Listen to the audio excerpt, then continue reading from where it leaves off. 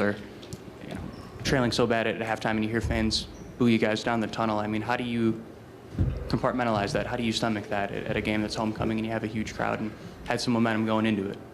Yeah, I mean, we just got to play better, execute better.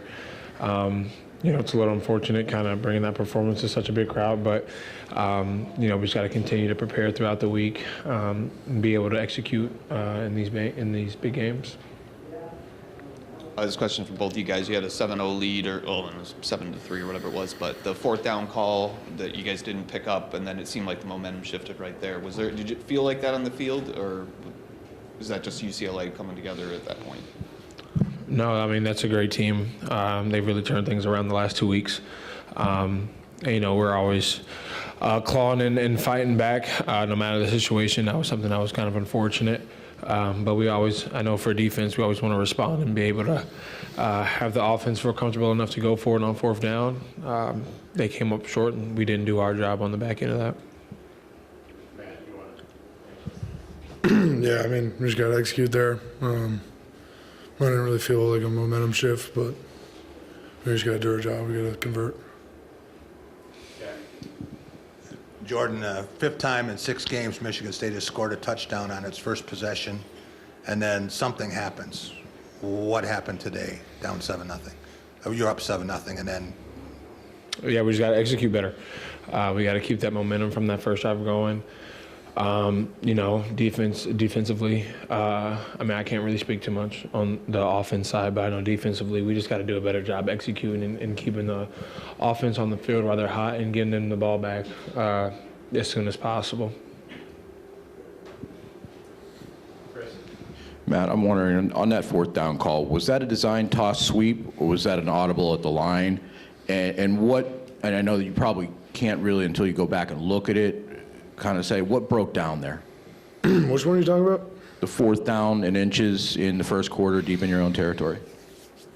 I don't even remember what you're talking about. But I mean, The play that was asked about earlier, the one where they stopped you guys. Was I pulling around? I think it was a toss. It was a toss to Frazier on the right that got stopped and turned over on downs. Yeah. Yeah, that was designed. It was. We wanted to. It was a weird look, and they shifted back, and we ordered it. It was. It wasn't really exactly what we wanted to do, but yeah, it was a design toss.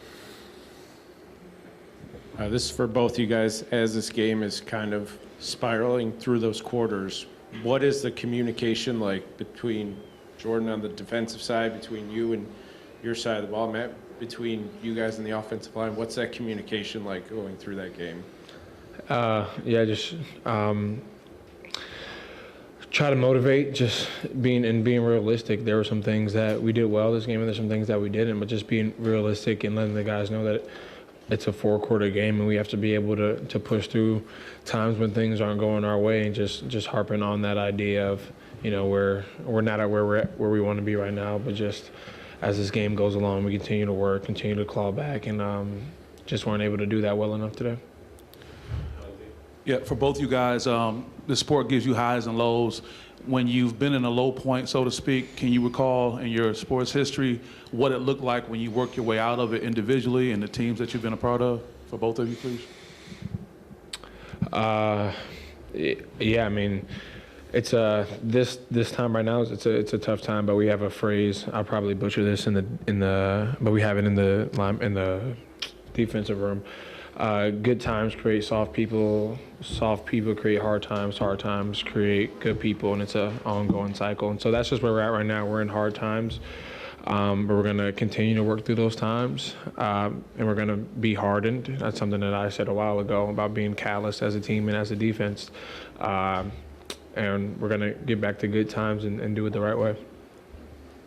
You guys talking about the focusing on the good times. What are some of the good things that you can focus on both sides of the ball, both of you, that you can build on and use as leadership tools?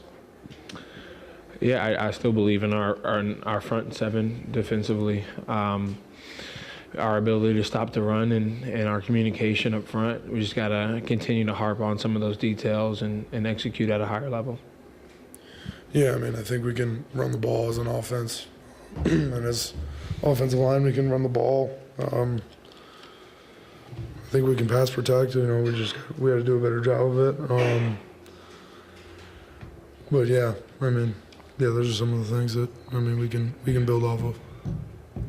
Question for both you guys. I'm wondering, you know, their coaching staff has gone through some different things, so they've changed some things up mid-season. I'm wondering how much you guys saw today that you didn't see on tape, and just how did that affect the preparation, if at all? Was there a lot of stuff out there that you weren't able to scout ahead of time because of those coaching changes? We say that again? Was there a lot that you saw today that you didn't see ahead of time from UCLA when they've changed up coaching mid-season, done some different things for only a couple games? Was there a lot of sort of unscouted looks, I guess, that you guys saw today that you just, because these guys haven't coached this way for many games, weren't on tape? Yeah, I mean, that's a process for every game. You're going to get unscouted looks that you haven't seen, that they haven't put on film. I know defensively we just have to do a better job of executing and responding, and just when you're seeing something for the first time hasn't shown up on film, just having how being a racer and just getting to the ball, getting on the ground, line up and play again. We just got to do a better response and execution. I don't think there's much, like there's some different stuff. Like Jordan said, every week they're gonna bring some different stuff, but majority of the stuff we had seen. Guys, this is 3 straight Big Ten losses by a combined 50 points, and now you have to go to Indiana. As captains, how do you keep a sense of belief that you can turn this around? Because belief, I mean, it's not a week-to-week thing that changes. It's something that we've been doing since January.